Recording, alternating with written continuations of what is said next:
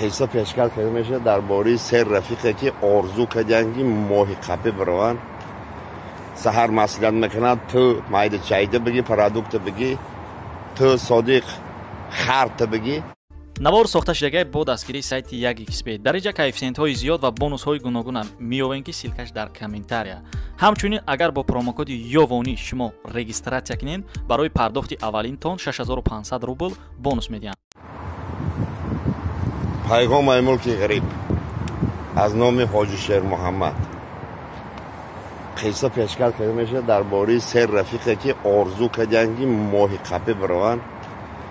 саҳар маслиҳат мекунад ту майда чайда бигӣ, продукта бигӣ, ту содиқ харта бигӣ, ма дивижок мегирам.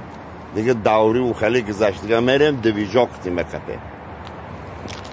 маслиҳатҳо мепазам, мегиранд аз по олот меран ливия озер сар мекунанд. дивижок дар тори хар бастагӣ ранги дарзи алаф, симору дури ода дангал мекунанд. дивижок завидид мекунанд, хар метура ҳаму байни қишлоқ дига дингалак маза дивижок дар арқаш таррас кадаги мегреза сар ҳисоб гум. дига дашти калон кӯпору намедонанд куҷо барованд, харақти дивижок чӣ хел бахапанд. исуса медаванд нимима шав меша.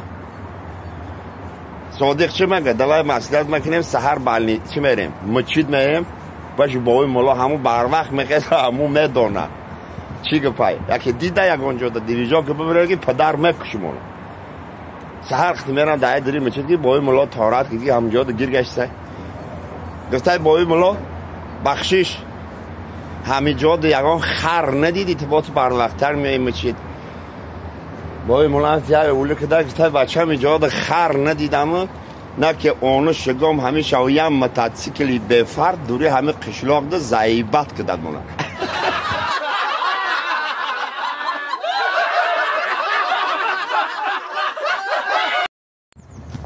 سلام علیکم با هواداران شهر محمدی جون. یک قصه پیشنهادتون میکنیم درباره استقبال نیسا.